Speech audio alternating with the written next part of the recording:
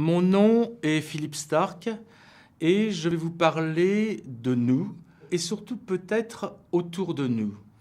Alors autour de nous, il y a des choses formidables, il y a des choses invisibles, il y a des choses par exemple comme l'air. Vous voyez l'air, je le sens là, c'est un fluide, il est vraiment palpable.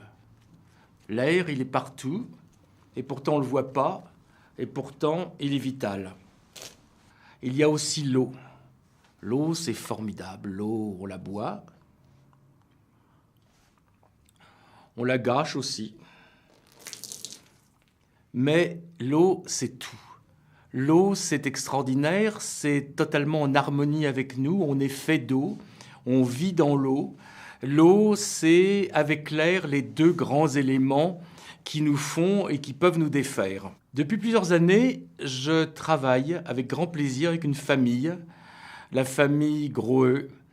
Et il y a quelques années, à travers leur compagnie, on travaillait sur des robinets.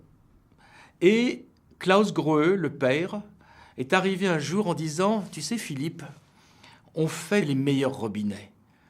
Le dommage, c'est qu'on ne voit jamais l'eau. On ne joue pas avec l'eau. On ne vit pas avec l'eau. » Il avait prononcé le mot fondateur.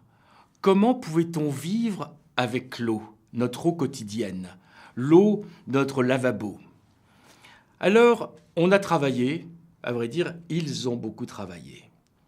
Et Klaus, qui est un génie, a une idée extraordinaire. Il a trouvé comment créer, comment recréer un vortex. Un vortex, vous le voyez quelquefois dans la nature. Heureusement pour vous, pas souvent quand c'est une tornade. Vous le voyez quelquefois quand vous videz une bouteille, l'eau se met à tourner. Vous le voyez souvent quand vous débouchez votre lavabo, l'eau tourne. Mais il y avait un moyen de commander ce vortex, de dessiner ce vortex, de sculpter ce vortex. Klaus l'a fait, moi je l'ai mis en forme, et on vous présente aujourd'hui une révolution. Le moins possible, presque rien, totalement transparent, totalement invisible, autour d'un vortex, autour de ce miracle issu de ces fluides, de ce mélange de ces fluides, de l'air, de l'eau, issu des grandes forces qui nous animent, dont la force centrifuge. Au final, devant vous, tous les jours, une sorte de sculpture de mercure, sauf que ce n'est pas du mercure, sauf que ce n'est pas une sculpture, c'est la vérité de la vie.